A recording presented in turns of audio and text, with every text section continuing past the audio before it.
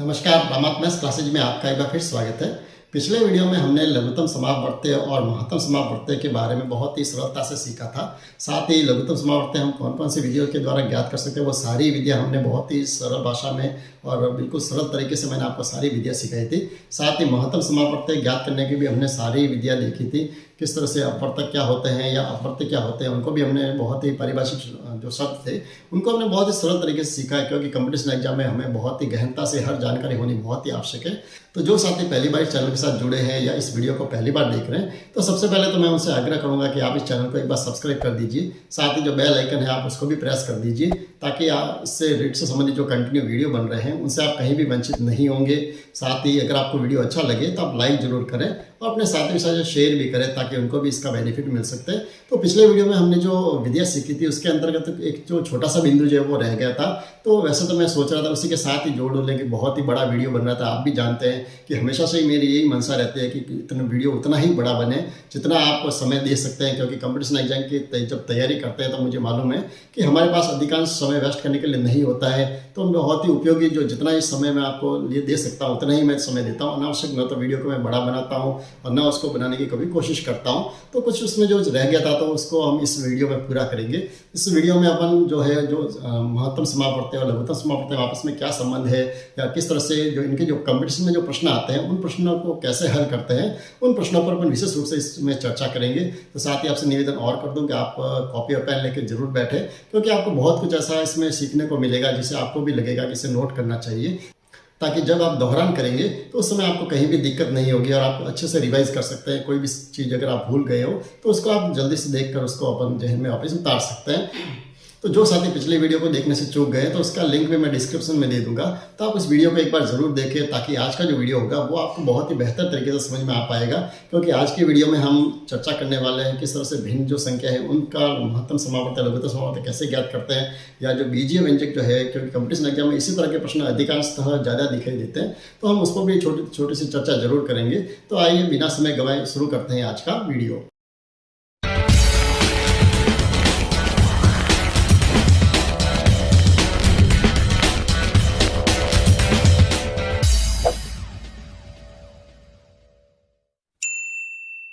चलिए तो आज के वीडियो की शुरुआत करते हैं और हम एक प्रश्न के साथ शुरुआत करते हैं। हमारे सामने एक एग्जाम्पल दिया हुआ है कि जैसे दो संख्याओं का महत्तम समापवर्त्य और लघुत्तम समापवर्त्य क्रमशः 24 और 360 है। यदि एक संख्या 120 है तो दूसरी संख्या हमें ज्ञात करनी है। इस तरह के प्रश्न कंपटीशन एग्जाम में, क्योंकि बिल्कुल सीधे प्रश्न कंपटीशन एग्जाम में नहीं पूछे जाते, तो इस तरह के ही प्रश्न आएंगे जिसमें हमें, जैसे यहाँ पर हमारे पास महत्तम समापवर्त्य और लघुत्तम समापवर्त्य दोनों दिए हुए, दोनों के आंसर हमें दिए हुए, ज्ञात करने की आवश्यकता नहीं है। और यहाँ पर हमें पहली संख्या तो दी हुई है, एक संख्या दी हुई है और हमें दूसरी संख्या ज्ञात करनी है। तो इस तरह के जब भी प्रश्न आए, चाहे आप ध्यान रखें जब एक संख्या दी हुई हो दूसरी संख्या ज्ञात करनी हो, तब भी यही फॉर्मूला काम में आएगा। अगर दोनों संख्या दी हुई हो, साथ में अगर हमें महत्तम समापवर्त्य दिया हुआ है और लघुत्तम समापवर्त्य में ज्ञात करना है, फिर भी हमें इसी संबंध का उपयोग करना पड़ेगा। और अगर चाहे लघुत्तम संख्या जगह महत्तम समापवर्त्य में ज्ञात करना हो तो भी यही तरीका रहेगा। तो ऐसे जो प्रश्न होते हैं उनको हल करने के लिए हमारे दिमाग में लघुत्तम समापवर्त्य और महत्तम समापवर्तक जो है, इन दोनों के आपस में क्या संबंध है, ये हमें ज्ञात होना जरूरी है। तो आप ध्यान रखें कि लघुत्तम समापवर्त्य और महत्तम समापवर्तक इन दोनों का अगर गुणा किया जाए तो ये जो गुणा है, ये जो दो जो संख्या है, जिन संख्याओं के हम लघुत्तम समापवर्तक ज्ञात कर रहे हैं या महत्तम समापवर्तक ज्ञात कर रहे हैं, तो उन दोनों संख्याओं के गुणनफल के हमेशा बराबर होता है। ठीक है, ये चीज़ हमारे दिमाग में होनी आवश्यक है। जब अगर हमारे दिमाग में ये चीज़ अगर अच्छे से है तो हम किसी भी तरह के प्रश्न हो कंपटीशन में, चाहे उसकी भाषा कैसे बदल दी जाए, हम उसको आसानी से हल कर सकते हैं। तो सबसे पहले तो हम ये ज्ञात करते हैं कि अगर हमें एक संख्या दी हुई है तो हम दूसरी संख्या कैसे ज्ञात कर सकते हैं। ठीक है, तो इस फॉर्मूले का उपयोग करते हैं। हमारे पास देखिए दो संख्याओं का महत्तम समापवर्त्य और लघुत्तम समापवर्त्य दोनों दिए हुए हैं। तो लघुत्तम समापवर्त्य कितना दिया हुआ है, 360।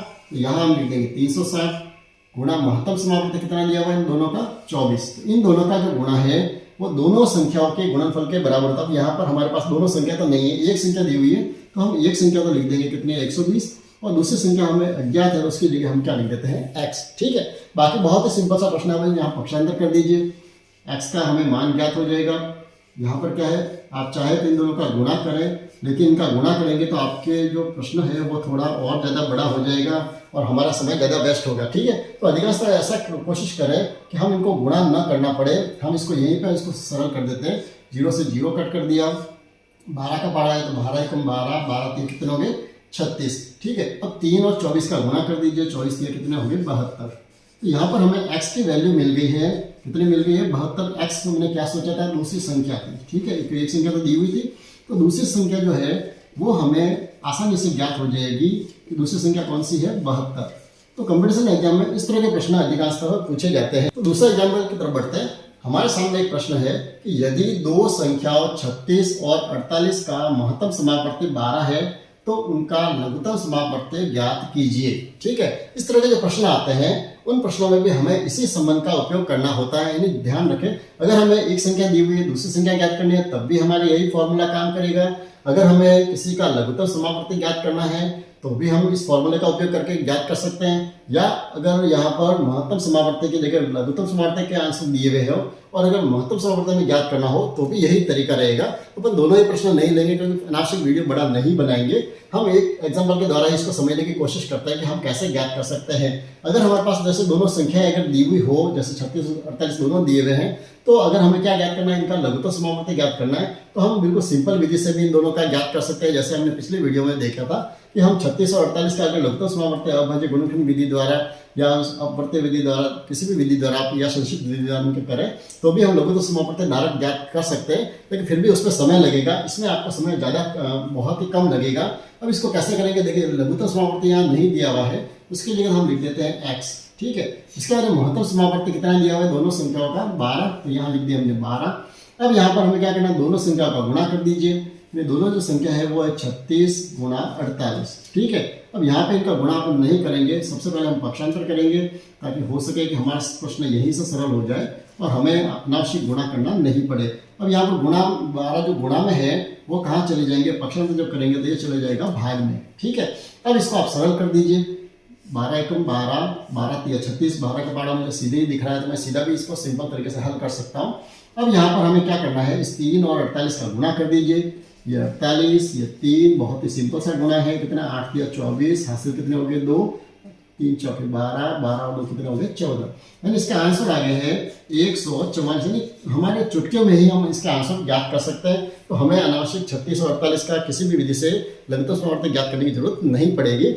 इसी तरह से अगर लघुत्तम समापवर्ती महत्तम समापवर्ती भी ज्ञात करना होता तो हम क्या करते, लघुत्तम समापवर्ती की जगह लघुत्तम समापवर्ती के आंसर लिख देते और महत्तम समापवर्ती की जगह हम क्या लिख देते x। ठीक है, बाकी इसी तरह से दो संख्या को हम यहाँ गुणा कर देते और पक्षांतर जो होता है इसी तरह से आपके हल अगर आ सकता है अगर आपका महत्तम समापवर्ती दिया हुआ नहीं हो। ठीक है, आगे बढ़ते हैं और अब हम जो देखते हैं वो ये देखते हैं कि अगर हमारे सामने संख्या न होकर अगर हमारे सामने बीजीय व्यंजक दिए हुए हो तो हम उनका लघुत्तम समापवर्ती या महत्तम समापवर्ती कैसे ज्ञात कर सकते हैं। ये जो छोटा सा जो बिंदु है इसको आप ज़्यादा अच्छे से समझना, क्योंकि कंपटीशन एग्जाम जो है वो ज़्यादातर हमें जो प्रश्न मिलते हैं वो इस तरह से मिश्रित प्रश्न मिलते हैं जहाँ पर हमें बीजीय व्यंजकों का भी लघुत्तम समापवर्ती या उनका महत्तम समापवर्ती ज्ञात करना पड़ सकता है। या इसी तरह से जैसे ये दो संख्या दी हुई है इनका अगर लघुत्तम समापवर्ती दिया हुआ हो और महत्तम समापवर्ती ज्ञात करना हो तो भी सारे तरीका तो वही रहेगा जैसा हम सामान्यतः प्रश्नों में करते हैं, लेकिन इसको करने के लिए थोड़े से हमको मशक्कत ये करनी पड़ेगी। हम इनके जो समस्या आएगी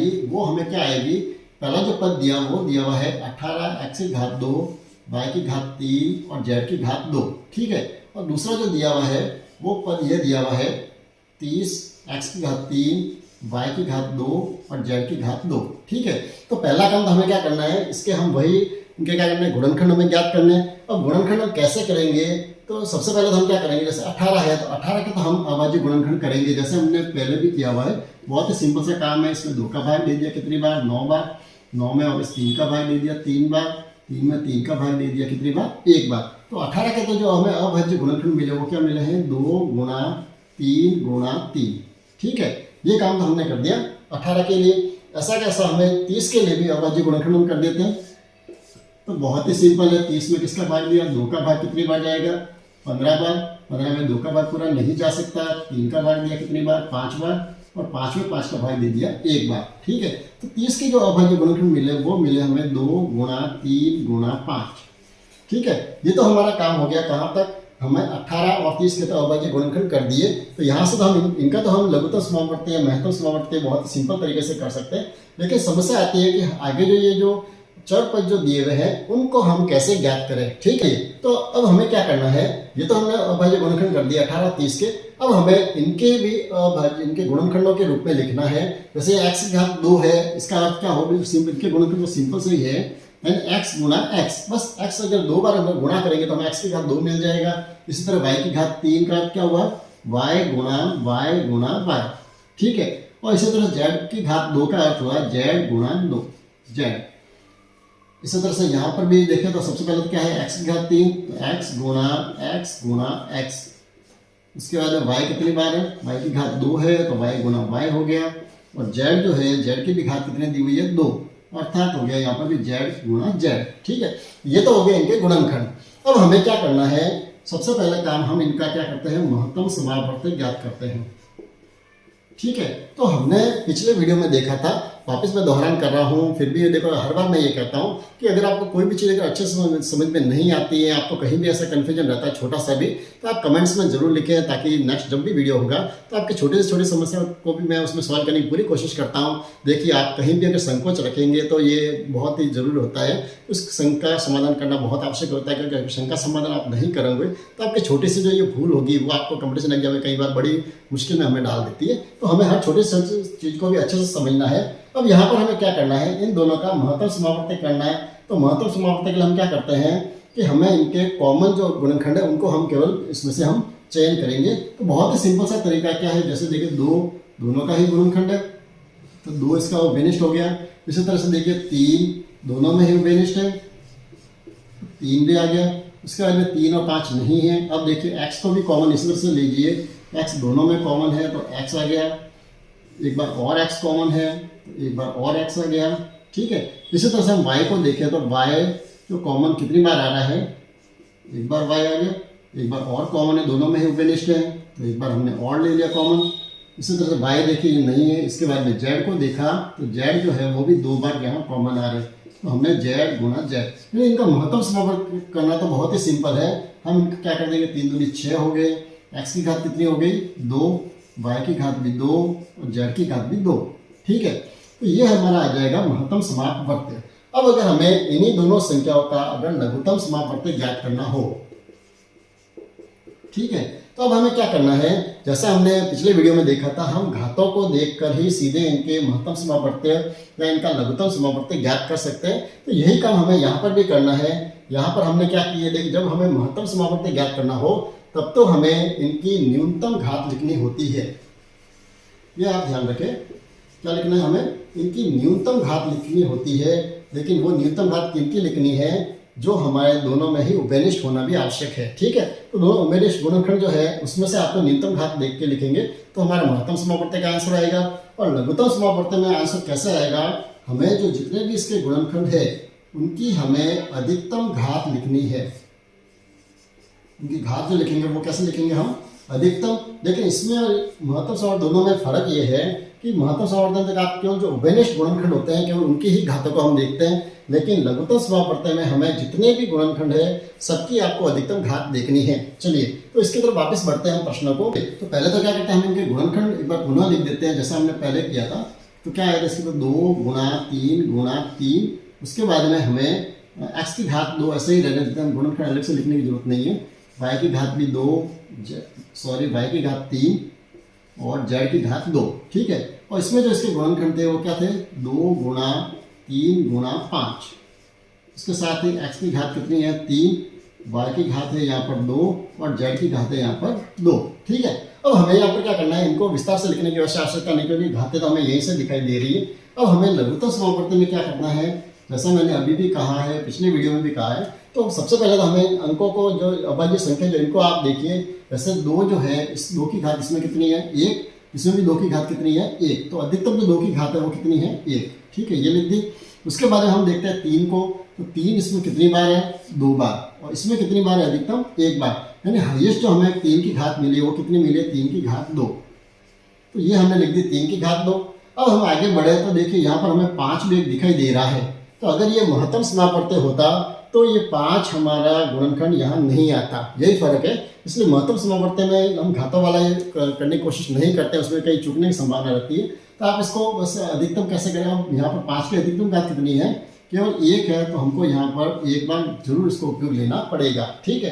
अब हम आगे बढ़े, x को देखें तो यहाँ पर x की घात कितनी है 2, और इसमें x की घात अधिकतम कितनी है 3, अर्थात x की अधिकतम घात हो गई 3, y की अधिकतम घात कितनी है, इसमें 2 है, इसमें घात कितनी है 3, तो अधिकतम घात हो गई y की 3, और z की अधिकतम घात कितनी है, दोनों ही जगह 2 घात है, समान है, तो z की घात अधिकतम घात हो गई 2, ठीक है। तो अब यहाँ से हमें लघुत्तम समावर्त का आंसर मिल जाएगा। 2 की घात 1 का मतलब कितना हुआ 2, 3 की घात 2 का अर्थ कितना हुआ, 3 को 3 से गुणा करेंगे, 3 3 9, 5 की घात 1 का अर्थ हो गया 5, और ये तो बिल्कुल सिंपल है, x की घात 3, y घात 3 और z की घात 2, ठीक है। इनका गुणा कर दीजिए, 9 दूनी 18, 18 पंजे कितने हो गए 90। तो इनका लघुत्तम समावर्त प्रत्यय जो आ गया वो हमें मिल गया है 90, x घात 3, y घात 3 और z की घात 2। इस तरह से हम किसी भी बीजीय पद जो है उनका हम लघुत्तम समावर्त प्रत्यय भी ज्ञात कर सकते हैं और महत्तम समावर्त प्रत्यय भी ज्ञात कर सकते हैं। वैसे बीजीय व्यंजकों के चैप्टर बहुत ही बड़ा है, इसमें हम कई बार गुणनखंड करके भी हमें इनके लघुत्तम समावर्त प्रत्यय महत्तम समावर्त प्रत्यय भी ज्ञात करने पड़ते हैं, लेकिन इतना हम सब इस वीडियो में नहीं लेंगे, क्योंकि मुझे लगता था कि इस कॉम्पिटिशन एग्जाम में जो प्रश्न आते हैं लघुत्तम समावर्त प्रत्यय में वो थोड़े सिंपल ही आएंगे। तो इससे अच्छे जो प्रश्न होंगे उन प्रश्नों को अपन जब बीजीय व्यंजक वाला जो चैप्टर लेंगे उसमें अपन पहले उनका गुणनखंड करना सीखेंगे, क्योंकि डायरेक्ट मैं अगर वो करवाऊंगा तो आपको पल्ले भी नहीं पड़ेगा, समझ में अच्छे से नहीं आएगा। तो ऐसे कहीं मेरी कोशिश नहीं होती कि हम आधी अधूरी तैयारी के साथ आगे बढ़े, तो हम पहले यहीं तक इसको खत्म करेंगे। सिंपल सा हमने बीजीय व्यंजकों का महत्तम समावर्त प्रत्यय और लघुत्तम समावर्त प्रत्यय ज्ञात करना सीखा। तो दूसरी जो बात कर रहा था, जो हमने अभी जो प्रश्न किए थे, अगर हमें दोनों संख्या में से अगर एक संख्या अगर दी हुई है, साथ में हमें उनका लघुत्तम समावर्त प्रत्यय और महत्तम समावर्त प्रत्यय दिया हुआ हो, तो हम दूसरी संख्या को ज्ञात कर सकते हैं, जैसा हमने अभी समुद्र ज्ञात किया था। आगे बढ़े और एक छोटी सी चर्चा अपन ये कर लेते हैं कि अगर बीजीय व्यंजकों की जगह अगर हमारे सामने भिन्न संख्या अगर लिखी हुई हो, भिन्न संख्या कौन सी होती है, जिनको हम p/q के रूप में लिखते हैं, जिनको अंश और हर के रूप में लिखते हैं, ठीक है। ऊपरी जो संख्या है उसको क्या कहते हैं अंश, और नीचे जो संख्या लिखी होती है उसको क्या कहते हैं हर। तो अगर ऐसी संख्या हमारे सामने दी हुई है, एग्जांपल के लिए जैसे ये दे दिया कि 2/3, 1/4 और 5/6, जैसे इनका आपको क्या ज्ञात करना है, इनका हो सकता है कि महत्तम समावर्त प्रत्यय भी ज्ञात करना पूछा जा सकता है, या इनका ये पूछ सकता है इनका लघुत्तम समावर्त प्रत्यय बताइए कितना होगा। तो ऐसे जो प्रश्न आते हैं उन प्रश्नों के लिए आपको बहुत ज़्यादा मशक्कत नहीं करनी पड़ती है। वहाँ पर न तो उनको आपको भिन्नों को जोड़ना है, न भिन्नों को घटाना है, न उनका गुणा करना है आपस में, न आपको भाग करना है, ठीक है। इसके लिए आपको क्या करना है, अंशों का काम अलग करना है और हर का लिए जो है वो काम आपको अलग करना है। तो आप इसको अपनी कॉपी में अच्छे से नोट कर लीजिए कि जब हमें भिन्नों का महत्तम समावर्त प्रत्यय ज्ञात करना हो, क्या ज्ञात करना हो, इनका महत्तम समावर्त प्रत्यय करना हो, तो हमें क्या करना है, यानी सिंपल सा याद रखिए, जो काम हमें करना है, अगर हमें महत्तम समावर्त प्रत्यय ज्ञात करना है तो हमें अंशों का महत्तम समावर्त प्रत्यय याद कर दीजिए। अगर लघुत्तम समावर्त प्रत्यय ज्ञात करना है तो हमें अंशों का लघुत्तम समावर्त प्रत्यय करना है। यानी कहने का तात्पर्य, जो अंश में जो संख्या लिखी हुई है उनके साथ हमें वही काम करना है जो हमें ज्ञात करना है। या आप इतना से याद रखेंगे तो आपको प्रश्न में कहीं भी दिक्कत नहीं आएगी। यानी कहने का तात्पर्य, अगर हमें भिन्नों का महत्तम समावर्त प्रत्यय करना है तो हमें क्या करना है, जो अंश में जो संख्या दी हुई है जैसे 2, 1 और 5, इन दोनों का तो अपन क्या ज्ञात करेंगे, महत्तम समावर्त प्रत्यय, और उसके साथ में जो पीछे जो हर बचे हैं उन हरों का हम करेंगे लघुत्तम समावर्त प्रत्यय। और उन दोनों के जब आंसर आप लिख दोगे तो आपको उस जो भिन्नें जितनी भी दी हुई है उन भिन्नों का आपको क्या मिल जाएगा, महत्तम समावर्त प्रत्यय। और इसी तरह से दूसरा जो है, अगर हमें लघुत्तम समावर्त प्रत्यय ज्ञात करना है तो हमें क्या करना है, जो भी अंश में जो संख्या लिखी हुई है उन सबका तो आप लघुत्तम समावर्त प्रत्यय कर लीजिए, बड़ी संक्षिप्त विधि से कर दीजिए। और हरों का जो है उनका हमें क्या लिखना है, उनका महत्तम समावर्त प्रत्यय लिखना है। तो हम इतना जब काम करेंगे तो हमें जो भिन्नों वाले जो प्रश्न आते हैं तो उनको प्रश्नों को अपन आसानी से उनके महत्तम समावर्त प्रत्यय या लघुत्तम समावर्त प्रत्यय ज्ञात कर सकते हैं। तो आशा करूंगा आज के इस छोटे से वीडियो में मैंने आपके लिए बहुत ही उपयोगी जानकारी साझा की है। फिर भी आपको इसमें कहीं भी अगर दिक्कत आई हो, कुछ भी समझने में अगर आपको समस्या आ रही हो, तो आप कमेंट्स में जरूर लिखें, ताकि नेक्स्ट जो वीडियो होगा उसमें अपन उस छोटी सी समस्या को भी उसमें आपका समाधान कर देंगे। तो अगर आपको वीडियो अच्छा लगा हो तो आप लाइक जरूर करें और अपने साथियों के साथ शेयर भी करें, ताकि उनको भी बेनिफिट मिलता रहे। और एक बार और निवेदन कर दूं, जो साथी पहली बार इस वीडियो को देख रहे हैं या इस चैनल के साथ पहली बार जुड़े हैं तो आप चैनल को एक बार सब्सक्राइब जरूर करें। साथ ही जो बेल आइकन है उसको भी आप प्रेस करें, ताकि रीट से संबंधित जो कंटिन्यू जो वीडियो बन रहे हैं उनसे आप भी वंचित नहीं होंगे और आपको समय पर उसका नोटिफिकेशन भी मिलता रहेगा। तो मिलते हैं अगले वीडियो में एक नए चैप्टर के साथ। तीसरी इकाई को हम शुरू करेंगे अगले चैप्टर में, तो आप कहीं भी उस वीडियो से वंचित नहीं हो। मिलते हैं अगले वीडियो में। धन्यवाद।